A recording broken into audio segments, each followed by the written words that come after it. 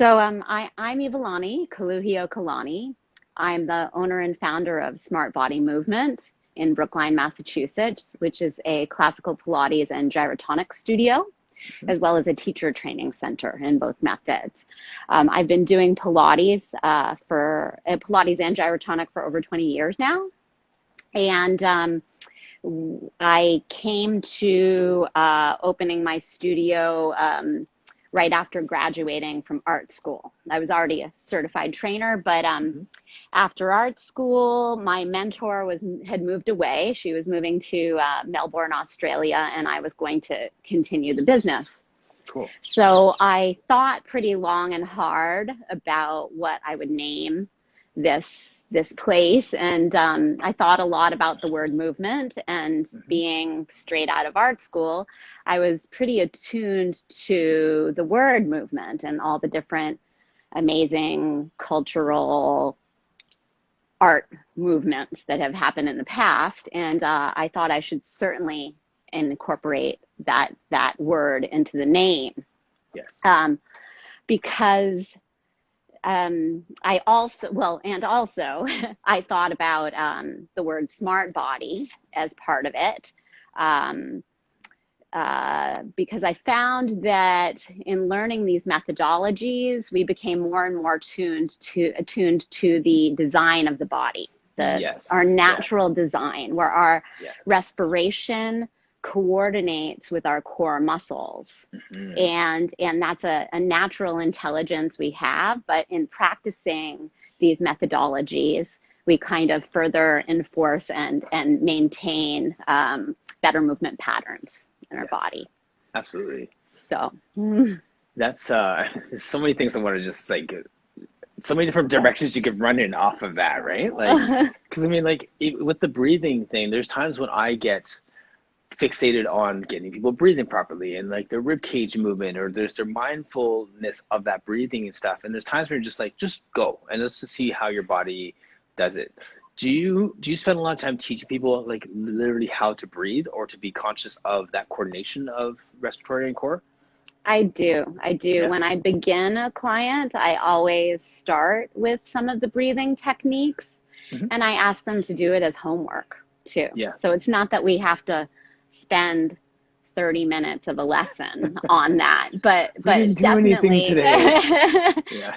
yeah. And I do have a very personal opinion on that too. I do feel like when I'm working with people, which is mostly on a one-on-one basis, I let them explore it and see what works for them with it. And some people, the breathing might take 3 years to really get.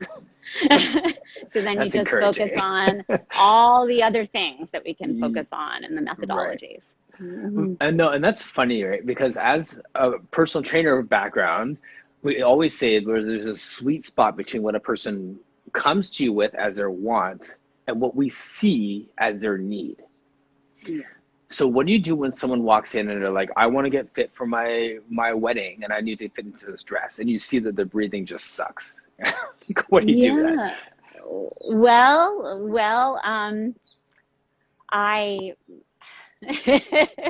well, they might tell me, oh gosh, it's so hard. So they would tell me that their goal, right, was this getting into this wedding dress.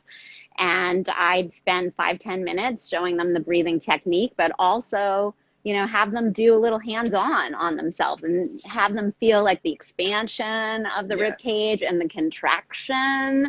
And, just doing the breathing, you might see a difference in 1 week, which I've heard from a lot of people. Yeah. So, maybe that's the incentive to try it out. And once in a while, I throw in a funny story about my mom and I. Once in a while, I'll tell them about this one year that my mom came to Miami with me during one of my gyrotonic trainings. And in between class, I would have lunch with her. And I would tell her about all of this breathing work that we were doing.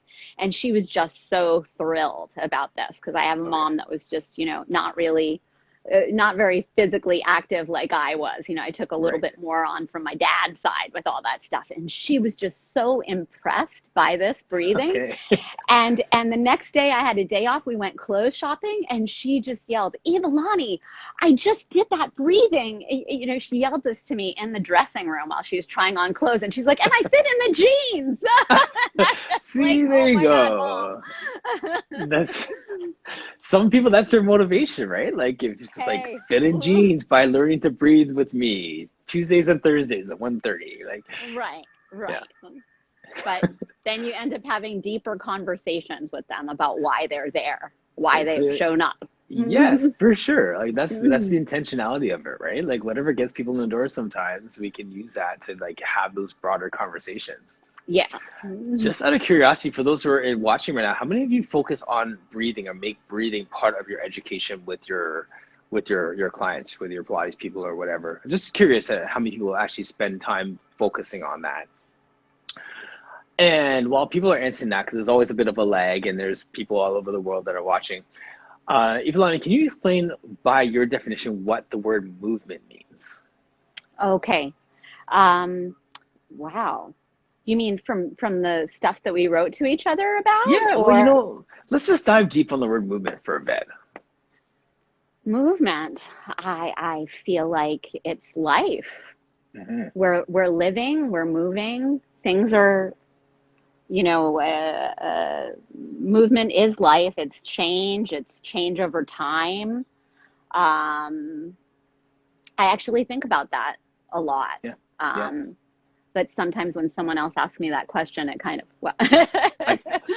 Can I fill in the gap? Because I've been thinking about it a bit too since our conversation. Sure. So the reason why I asked that is because I made a change on my business card from personal trainer to sport conditioning specialist to Pilates coach. And I was like, okay, scratch all those out. I'm just going to put movement specialist. Yeah. So if I walk into working with basketball players, they may not understand what Pilates is, and they already have a strength and conditioning coach. So then there's this little middle ground where I could help them with flexibility, mobility, strength, core strength, posture, injury prevention, performance, all that stuff under that movement umbrella. Or in this Pilates space here, I could say I'm a movement specialist because we're doing Pilates, but then also I have a background in counseling. And if this comes into a life coaching situation or some sort of thing, I can help you get unstuck in that way as well. We can find movement emotionally, mentally, as well as physical. So there's that sense of movement in general, right? Whether it's physical or emotional movement. Yeah. Yeah. So that's one part of it, but that's something we're talking about. But then you said art, and this is the thing that made me think about it. Is like when you talk about movements in that way, you said it earlier, different art movements. Like, in that context, what do you mean? So I started doing Pilates in 1997, where it wasn't really so well known yet. Mm-hmm. And in a lot of art movements that I've known as a painter, as an artist, some of these movements were groups of people that were really promoting an idea and trying to bring it out to the world. Yeah. But they were a bit, maybe you might say avant-garde, ahead of their time, or maybe other people didn't quite understand what they were getting at yet, like intellectually, but they might like respond in other ways. Mm-hmm. So at the time, the choice of the word, of the name Smart Body Movement was because a lot of people didn't understand this whole body conditioning method yet. Yes, I got you. It wasn't famous yet, or internationally known. It was definitely known within small circles. Mm-hmm. And Pilates is really one of the most seminal whole body conditioning methods. Yes. Yeah. Right. So that there's a book called Tribe, which I just read recently, and it talks about movements.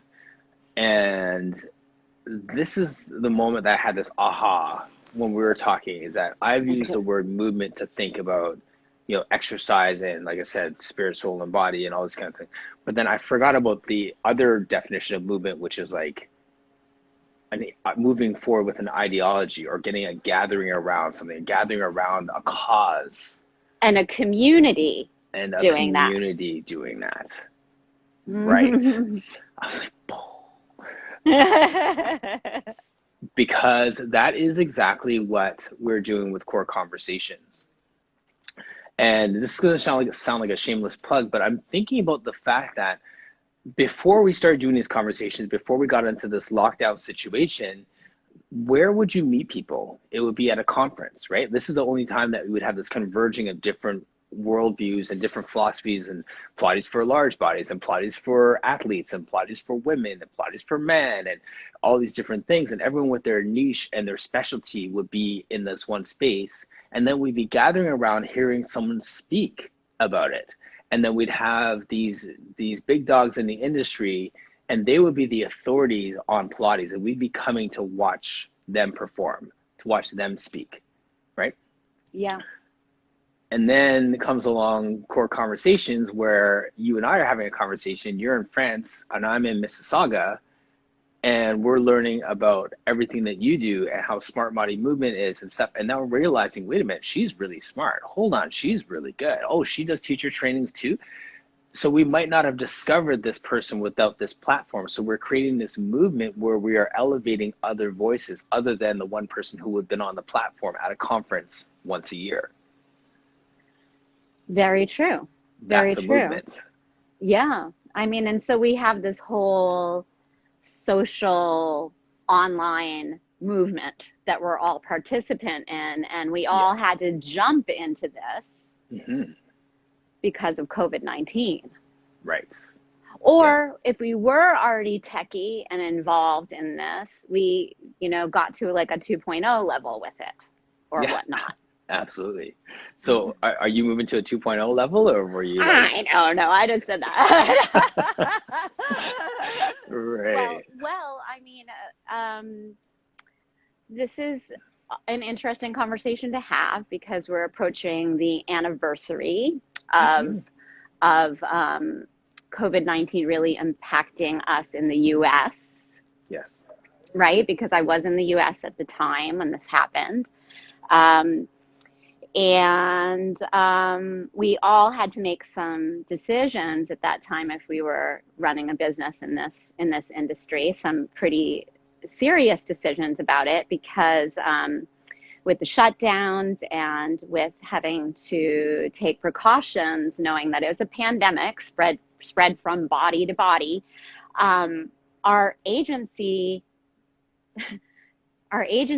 and our bodies could have easily been taken away from us. Right. Yeah. So we all had to think differently. And what I thought of was looking to some colleagues in New York who had already been doing online for some time. And the reason why they were doing it already and had it as part of their business model was because they got through Hurricane Sandy. Okay. That way. Yes. So they had the infrastructure, they had made their mistakes, and they figured out best practices. And that's how they kept everybody together. Yes. And when you and I first wrote to each other and you said, well, Iwalani, what's your message right now? I kind of felt like my message has always been the same, but it's evolved. It's moved a little bit more. Like my message has always been to my clients, to my teachers, to myself, that I need to keep a routine with this stuff. And when I keep a routine, there's this space for myself where it's really just for me, and I can work on my body, my head, whatever in that space. But if I fall out of that routine, it's sometimes harder to get back on track. So anyway, no, I hear you. when we were hit with all this info about COVID-19 and having to shut down our businesses, instead of getting destabilized by that, I thought of ways to keep us more connected, and also to keep my clients exactly on their same routine if they were ready to do that.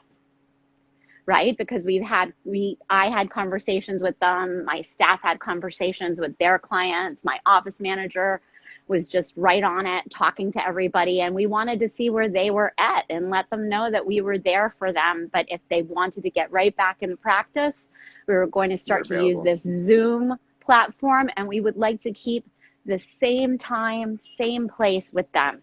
Good. Yes. And I actually started doing this a week before I officially closed the studio, which was ahead of, I closed the studio before the state of Massachusetts created the orders, because I felt like it was my personal responsibility as a leader in the community to do that. Wow. Good for you. So. Now, in creating that space for yourself, first of all, how much of that is having the same environment, like going to the same place for your workout, or going to the same coffee shop for journal time, or whatever? Like, how much of that is just like having the same because it's an environment for it? There is a lot to that. There's a lot to that, like knowing that you have your safe space. Yep. You know, for example, the studio in Brookline, and that it feels like there's a lot of room. You know, it's not cramped. People don't feel like they're on top of each other and things like that. But I've always asked my clients to do some homework that was based on their individual needs or individual goals. Yeah. So I did always ask them to make a space at home for that, you know, because the work that we do is postural work. And there's 24 hours in a day and 7 days in a week. And if we just do a half hour once a week or every other week, you know what? The stuff is not going to create change. It's not going to create change at all, or stick. Yeah. So I've always asked them to have a home practice too. And now in this time, after all this time of people, you know, getting that. Actually, I thought it was really interesting at first, using Zoom and then showing up at a client's house. You know, if it was a client that I didn't do home visits with already, I'd show up in their house. Okay, so where's that, you have that TheraBand you brought from me? Right. Where's your foam roller? Where's your mat? Yeah. And you know, it's having the space at home. You're taking yourself on your own little journey still, but in that one place on the mat, and it travels. It does. And that's, you know, for myself as a trainer, Pilates coach, movement specialist, when people think about all these different changes that we've gone through, and our clients are like, I can't wait to get back in the studio. Truth be told, I'm actually liking the fact that they have to take more ownership of their workouts and do it on their own. And then they have to stretch themselves and learn technology. And then they have to push themselves to do something on their own between our workouts and stuff. So as much as there's been a lot of downside from the perspective of our clients and their own progress and owning their movement practice, there's been so much good that's come out of this. Absolutely. And they're so empowered by it too. They're so empowered. Exactly. Love it. Yeah. So I'm liking the fact that they're figuring that out and they're making those steps. So. Yeah. Well, I'm sure, Martin, you've also had some conversations with clients where they've said to you they don't want to go back to the studio. Yeah. There have been a few, I'm sure. Right? There are those, totally, like what you said, I say chomping at the bit, like to get back in the studio. Yes, honestly, And we are partially open, you know, in Brookline, but some of them were just could not wait for that moment. And then there were others that said to me, you know, Iwalani, I really love this. It helped them organize their time better, right? Exactly. And that's another reason why I said to you I wanted to talk about resilience at this time, because I've seen these people, and we've received thank you notes, thank you emails from clients, and it's so touching, you know, especially the handwritten ones. That ggets me, right? Yes. They took the time to handwrite it and Yes. send it in. I mean, it's all good, but Right. But that's effort. They thanked us for helping them still feel empowered at this time where schedules were upended. And they could still at least have, you know, start maybe with this structure of their Pilates lessons. Yes. And then also like slowly get some other sort of structures back in their lives. Right, exactly. And I mean, that is such a treat.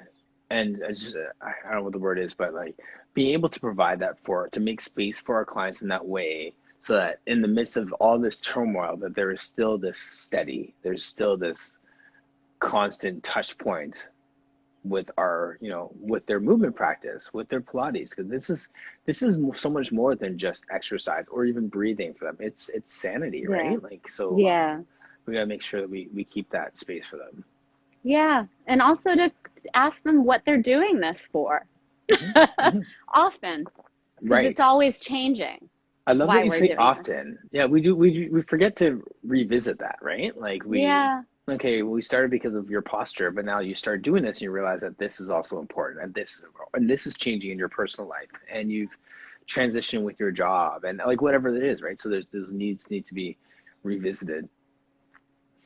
I was thinking about that revisiting piece this morning around our cues.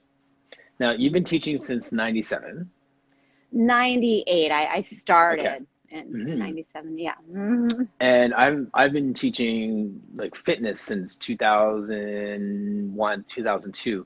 Yeah. How often do we actually go back and revisit our cues?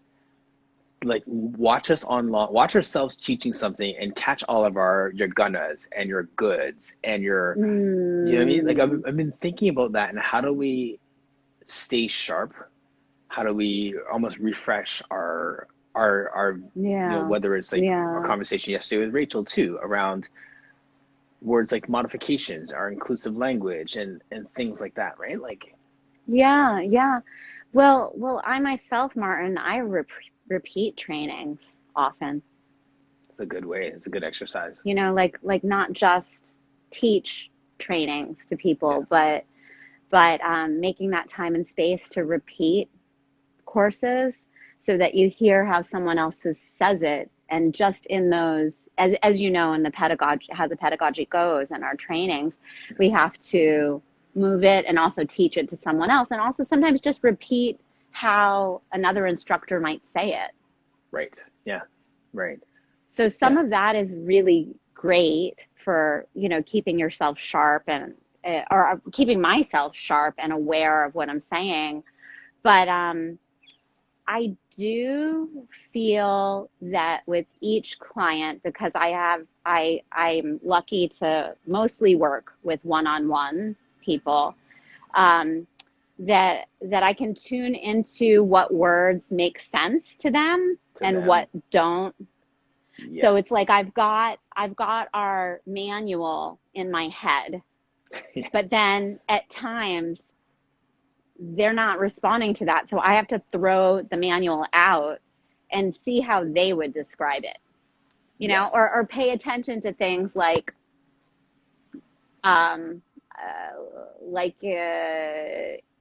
in the middle of an exercise where it's somehow seated, someone says, "Oh my God, I didn't realize that it's an activity to sit." You know, in the exercise, and I'll be like, "Oh, okay." And like I'll kind of like tune into their language. Yes, and how they translated it. Yeah, and then try that on some other client, and then they're like, "Oh, that makes sense." You're like, "Thank you." Exactly. And you know, I'm really into systems. I'm an artist. I'm into process. So what I really like about the time that I spend with each client is I have, you know, 55 minutes to kind of tune into their process from the last time I saw them. Right. And also kind of categorize in my head, like, you know, a little bit like, okay, what was working, what didn't work, you know, did they have a hip issue? Oh yeah, they had a hip issue and that thing worked. So when I see so-and-so in 2 hours with the hip thing. Let's give this a try. Give it to them. Right. Yeah. And see how they respond. But I'm wicked into systems. I'm really into systems. But I love that. So like that for me, that just vibrates with me, because that sense of very active teaching, you're teaching, but you're learning at the same time that you're teaching somebody else. Always. And I'm so blown away sometimes when I have conversations with people who I don't really know. They're not necessarily colleagues of ours, but I'm introduced and they hear about what I do and they'll say something to me like, oh, wow. So you never take lessons anymore and things like that. And I'm just kind of like, oh, that's interesting that because that's come up several times. It's interesting that they think that, because I think we're always learning. Right. Always. What other industries, are they coming from an industry where once you reach the mountaintop, you just sit there on the mountaintop sort of thing? Maybe. I mean, it's so individual too, right? I can think about what industries they're from, but it might be personality too. Yeah. Right. You know, or maybe they are just trying to get to know me and they just say something kind of off the cuff. Right. There. Yeah, exactly. But it might be a little bit more like climbing the ladder kind of industries, and you know, you get to the top and then roost. Maybe. Yeah. My friend who's in martial arts, a jiu-jitsu guy, I had him on maybe my first or second week here on Core Conversations, and gave me a great line. He is, I believe, a black belt now in jiu-jitsu. He was a purple belt at the time when we were saying this. And he goes, cool. But I'm a white belt forever. Oh, I get it. You do too, obviously, because you told the story. Yes. That's cool. That's so cool. I was like, cool. I am writing that down. Super cool. And I think that our Pilates journey should be like that too, because I can hear you said, I've been teaching since 1997, and be like, oh, okay, I need to just bow down to you because you must know everything now. No, there's always something else. Always. Yeah. How did you actually find Pilates? How did you get started? Okay. I was in college. I was going to Bard College in New York in the Hudson River Valley. And it was a word that was buzzing at that time. You know, a lot of New Yorkers were doing it at the time. There was a big studio across the river in Kingston. There were other people that I knew who in the dance world, because I also studied dance, although painting was my major. A lot of people that I knew doing dance and taking class were using Pilates for a warm-up and for stretching and for lengthening. And the idea of that really appealed to me because I had always been very athletic in my body, even though the art was my preference. And I had a tendency to always be sore and feel fatigue. Okay.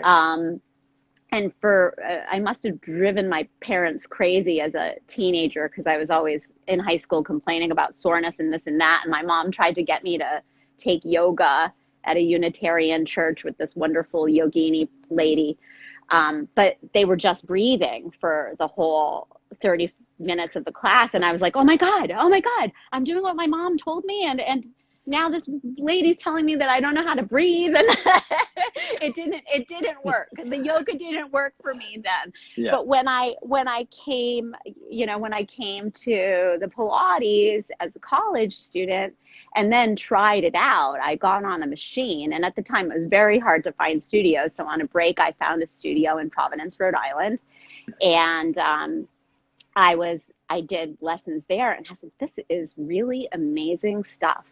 The stretching and strengthening. And I was committed to taking one class a week, which is what I could afford at the time. Yes. And doing my mat work, because my teacher said, do your mat work. So that's how I came to it. And I finally transferred out of Bard and went to Massachusetts College of Art in Boston.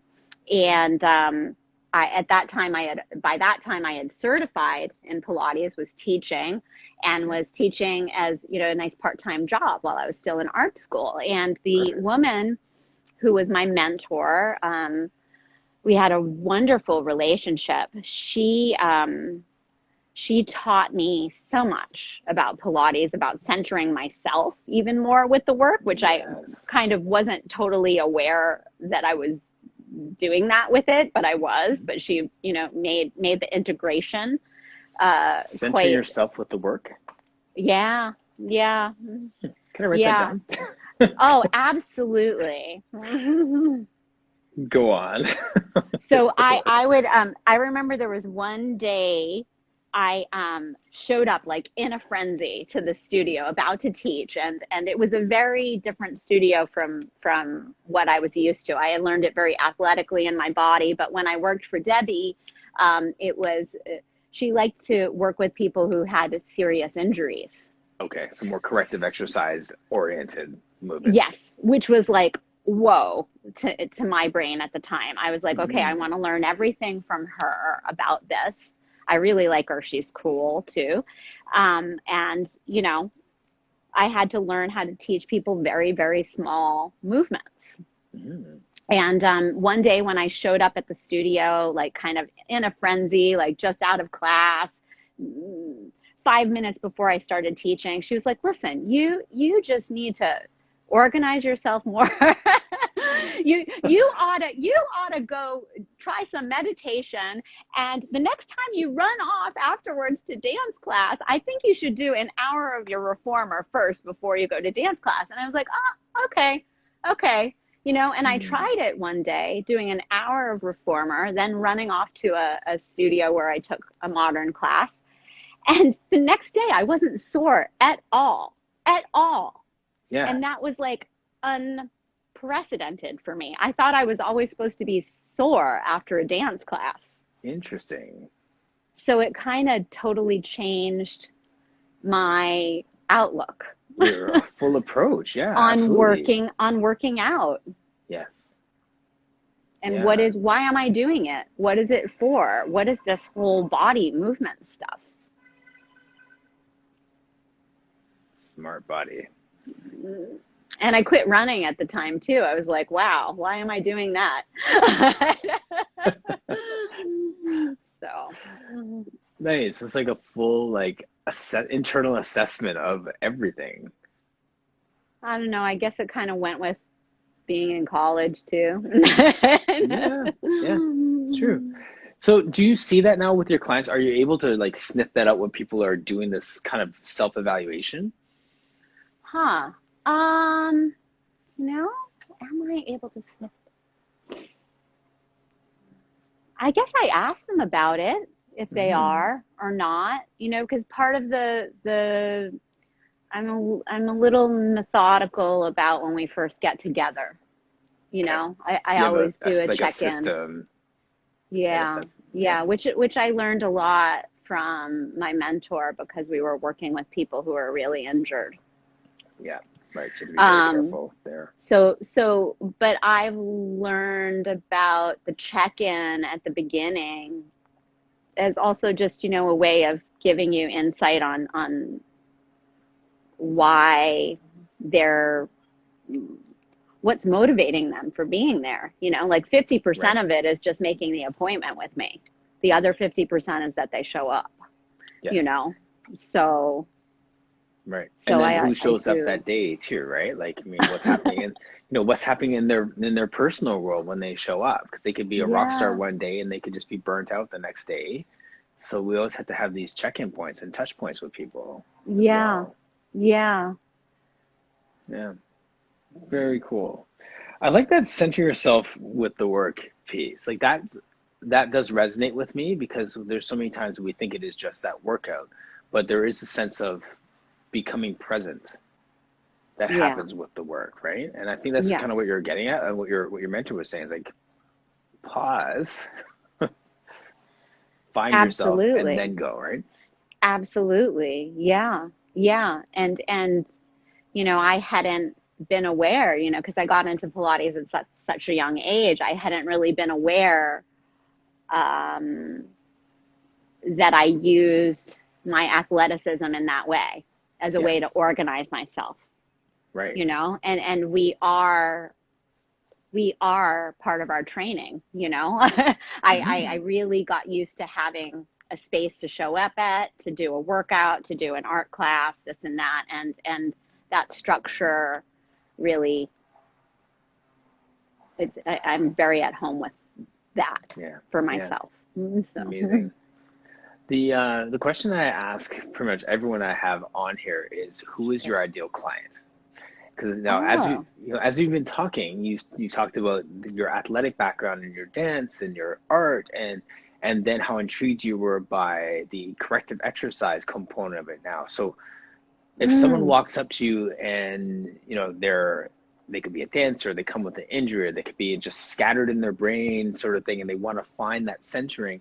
Who is your ideal person? Who excites you most to be able to work with? Wow, that's such a hard question. Yeah, because I find because I like problem solving, and everybody kind of comes with a little bit of that.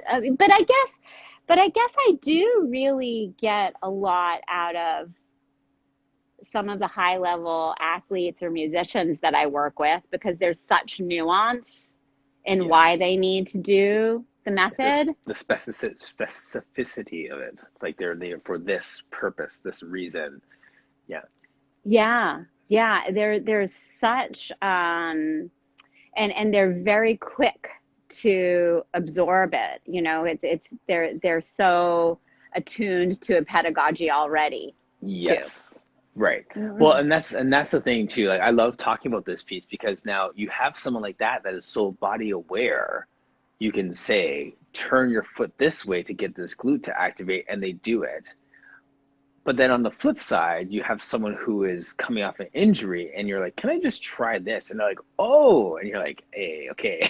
Like, you know what I mean? Like, both of those seem so intriguing, because we come from this place of being curious as a teacher. What happens if I do this? What'll happen if I do this? Right? So, yeah. Yeah. Interesting. But, you know, also with the musicians too, it's so interesting looking at some of the high level athletes that come in through the doors, and the top musicians. I mean, they're so similar in ways, except the musicians are using these really, really fine, small muscles. Yes. You know, the connectivity in these people, it's just, I find it so fascinating. And the questions they ask too, really great questions, and I'm really happy to be helpful to them and try to problem solve with them. And you know, their body is their business.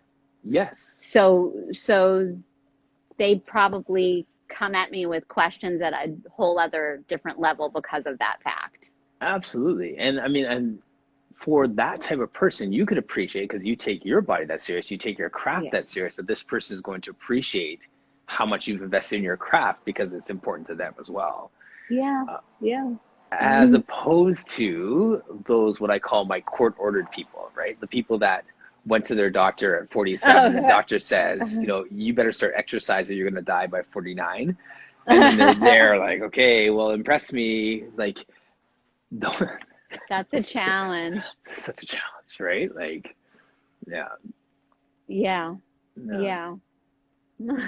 So I would say then, based on summarizing what you're saying there, that those ideal clients for you are those people that are invested in their body and are invested in their work.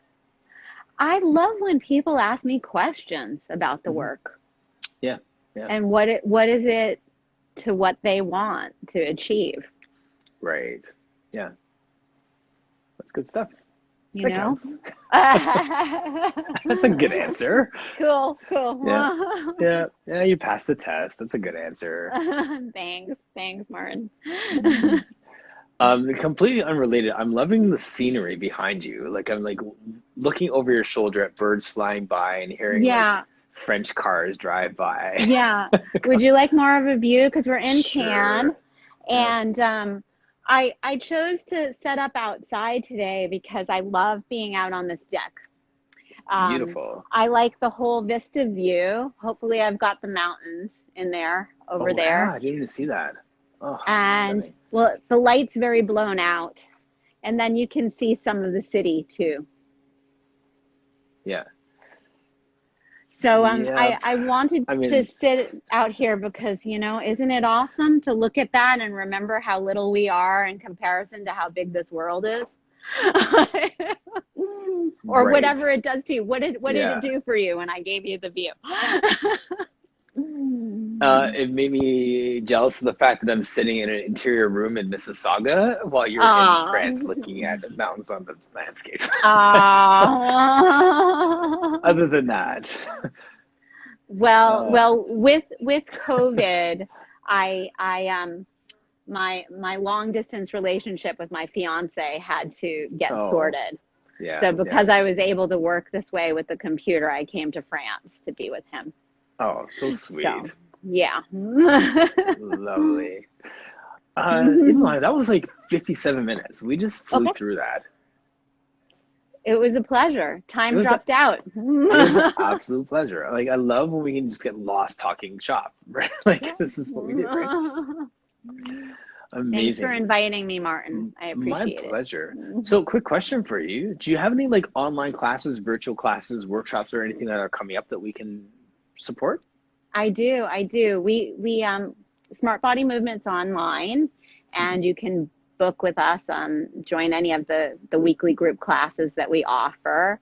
I myself, I teach 2 regular advanced Pilates mats a week and 2 gyrokinesis mat groups a week.